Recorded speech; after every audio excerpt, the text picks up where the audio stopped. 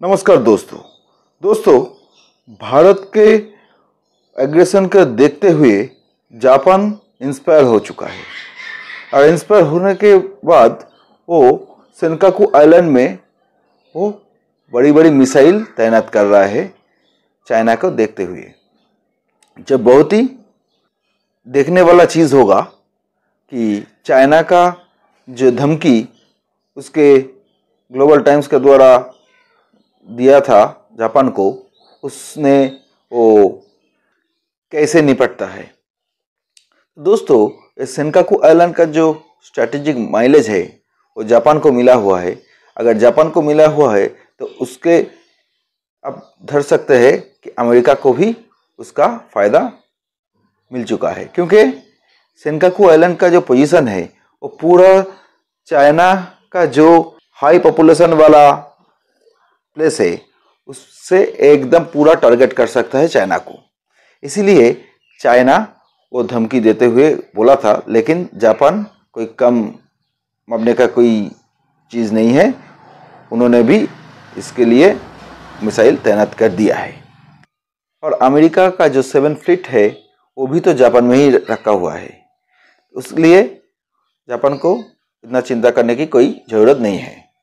और दोस्तों, emergency deal with रसिया के साथ जो हुआ है उसके मुताबिक रसिया की तरफ से जो खबर आया है उसके लिए भारत को चिंता करने की कोई ज़रूरत नहीं है, क्योंकि उन्होंने बोला है कि वो भारत के ज़रूरत को देखते हुए उस डील को जल्दी रिहा कर देगा। दोस्तों, हमारा मानना है कि रसिया के साथ बातचीत में अगर S-400 को भी हम इमरजेंसी डील के द्वारा अगर कोशिश करें तो वो बहुत ही अच्छा होगा, क्योंकि अगर 1-2 S-400 भी आ जाता हमारे पास तो हमारे स्ट्रेटेजिकली बहुत बड़ा माइलेज मिल सकता था। और उधर डॉक्टर मनमोहन सिंह ने, जो हमारे पूर्व पीएम थे, उन्होंने बोला है कि पीएम अपने शब्द पर ध्यान दे, जवानों के बलिदान बेकार ना जाए। इसी शब्द का ध्यान उन्होंने इसको समझने के लिए बोला है। उन्होंने क्यों ऐसा बयान दिया है वो तो उन्होंने ही जाने, क्योंकि अगर पॉलिटिक्स करने के लिए ऐसा जवान बोला है तो ये तो बात ठीक नहीं है, लेकिन अगर सच में उनका जो स्पिरिट है उससे वो बोला है तो वो बिल्कुल सही बात है। और इधर अभी अभी इंडिया और चाइना के सेना का द्वारा मीटिंग चल रहा है, वो मेजर जनरल स्तर का बातचीत चल रहा है उधर पे। और इधर खबर आ रहा है इंडिया लद्दाख रीजन में एयर डिफेंस सिस्टम को लगा रहा है। ऐसी बात सुनने में आ रहा है, वो सैम डिफेंस सिस्टम को लगा रहा है।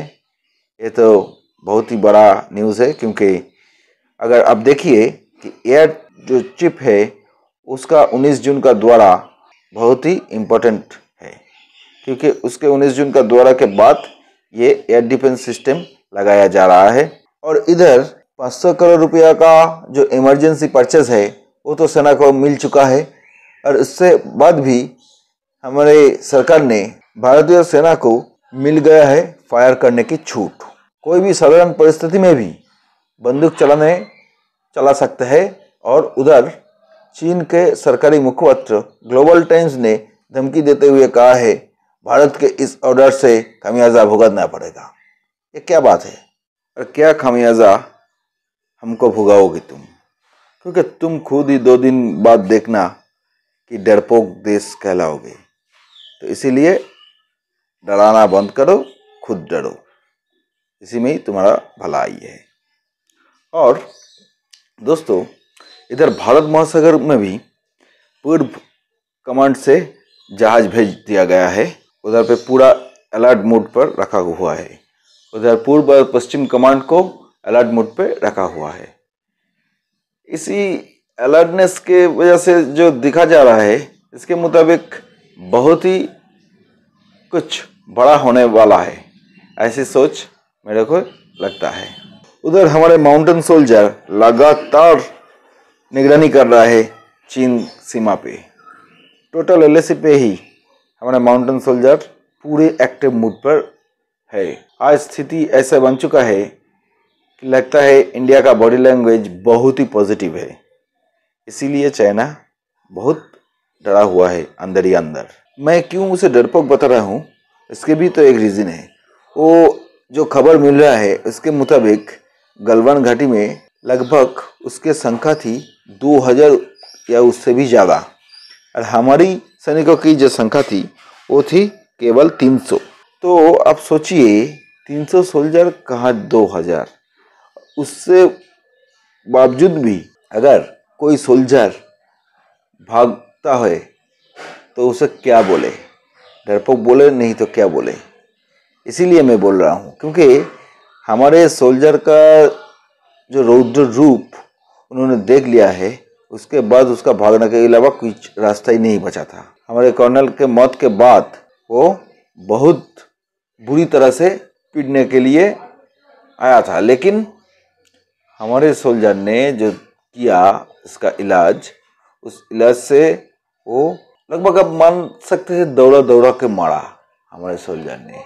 और मारते मारते हमारी सोल्जर ने चीन के बॉर्डर के पास उधर से भी चला गया, लेकिन बाद में वो चला आया। ऐसी सिचुएशन बन गई थी उसमें।